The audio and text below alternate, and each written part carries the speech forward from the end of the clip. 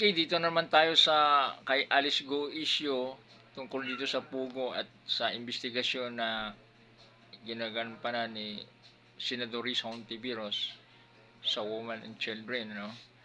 So makikita natin na nag-escalate at ito naman si Lito Lapid ay talagang pumunta lang doon sa Senado para idepensa, i-clear ang kanyang sarili dahil narinig daw niya na may vlogger na pinaratangan siya tungkol doon sa pagka-involved niya na protector siya ng Pogo, no?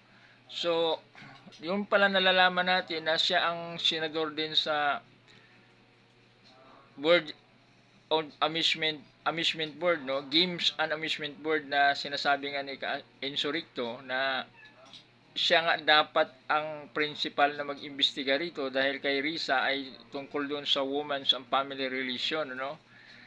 At nakita natin na sa kanyang paglilinaw lang, ibig sabihin parang hindi alam nga nito ni Lito Lapid ang committee niya dahil dapat siya ang principal na hahawak doon, no, sa investigasyon tungkol dito sa games kasi ang Pogo ay na pailalim dito sa games and amusement, ano. So malinaw na si Senator Lito Lapid, sinasabi ni Attorney of Engineer Toto Cosing na walang alam talaga, no, dahil sa kanyang pagkagobernador nung panahon na yun, siya daw ang pwedeng lapitan ng mga panahon doon na kailangan may alam siya dahil sa jurisdiction niya, sa area, no. So ang makikita natin na talagang si Senador Lito Lapid ay isa sa mga artista at maraming artista nasa Senado. Mayroon pang isa nga din sa artista Senado na gustong maging chairman ng amendment sa Constitution at nasupalpal ni dating Senador Enrile na isa lang ang katanungan niya, as provided by law, hindi nyo ma-explain. Ano pa kung babalangkasin nyo ang batas? No? So ibig sabihin, sa simple lang na as provided by laws, no? Ibig sabihin, talagang kulang sa kaalaman, no? At minsan nakaka-insulto pa yung mga pag-attend niya kay Risa para bang hinimas-himas muna niya yung ulo tapos inuntog, no? Yung pala'y kumukontra siya tungkol naman doon sa kay Kibuloy, no? Dahil gusto niyang proteksyonan. Alam naman natin yon at nagpatawag pa nga siya ng hearing. So ibig sabihin, ang mga artista sa darating na eleksyon ay talagang kung habang maaari wala na tayong ipapasok doon, puro talagang junks na, no? Kung sa kuan pa junks food na at hindi na malunok-lunok. So alam naman natin na ang ina-apply nilang trabaho ay dapat alam nila na gumagawa sila ng batas. Kung naupo lang naman sila doon, nagpa-present lang, ano? Ibig sabihin, ginastusan lang sila ng gobyerno. So, marami namang nag-graduate, no, na may alam. Wag naman yung mga nakagraduate na ng mga abogado na mga suwitik, ano, kagaya ng mga dating spokesperson ng presidente, no. Magaling, lumusot, no. Pagka naipit na, sabihin lang, tanungin niyo na lang. Alam naman niya, no.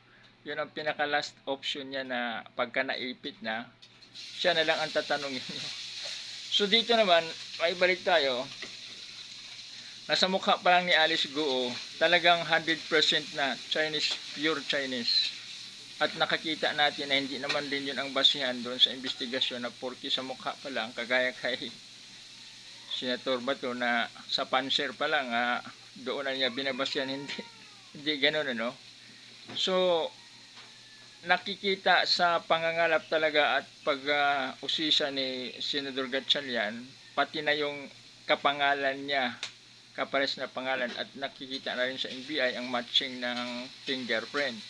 So lumalabas talaga na yung pagsinungaling ni Alice Go ay talagang consistent na nagtatago lang siya doon sa baboyan dahil yun ang negosyo niya. Pero ang katotohanan talaga, may tinatago lang siya na hindi siya na-expose kasi hindi nga siya totoo talaga nakilala ng mga tao. So alam na natin dito at ito naman nag-escalate na at dito kay Lito Lapid tumama at ganoon ang hamunan nila ni Attorney Engineer Toto Cosing, no. Nakakatawa, si Leon Guerrero daw ay Talagang nabanggit pa nga ni Attorney Insurrecto yung dalawang bala. Dalawa na lang ang kalaban, isang bala na naiwan tapos nahati pa. Pero ito hindi na magic to, no? So ibig sabihin, talagang haharapin niya ito na kakahiya na dahil sinasabi niya mag-resign siya, no? At mayroong mga dokumento si Attorney Toto Kusing o Engineer Toto Kusing tungkol dito sa lupa, sa real property tax, at ganoon din sa mga bilihan ng mga Garcia ba yun o yung may-ari ng lupa tungkol dito sa KLUA o yung farmers awarded na mga lupa ng gobyerno at sa pamamaraan ng bintahan at sa irregularity na bilihan. So dito makikita natin kung gaano rin ka talino ang ating mga senador at gaano rin sila ka inconsistent o kaya masabi natin na ang quality ng kanilang kaalaman tungkol doon sa batas na talagang wala. Kahit sa committee dapat wala naman tayo nakikitang hinawakan niya, pero okay naman sana kung sumusuporta pagka nagsalita pa kay Sibuloy Sablay pa. So hindi lang yun, marami pang senador. Hindi porke artista, okay na. At hindi pwedeng mabait, okay na. Dahil sabi nga ng Attorney Libayan, hindi naman yung in-applyan ang kabaitan. So yung kakayahan mo sa trabaho na alam mo kung ano yung trabaho na in-applyan mo. So makikita natin dito na ang kasamaan ng pugo at hindi naman tayo papayag na mabuhay tayo sa sugal. So ang pugo ay gambling, no? So amusement game na hawak sana ni Senador Lapid.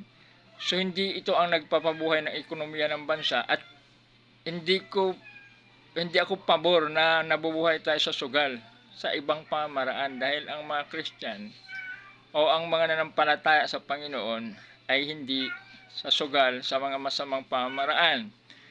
So dito makikita natin na kung saan ang investigasyon ni Senador Hontiveros ay lahat puro sa kabutihan na kung saan nga iniintriga siya doon sa kanyang pagkaliptes.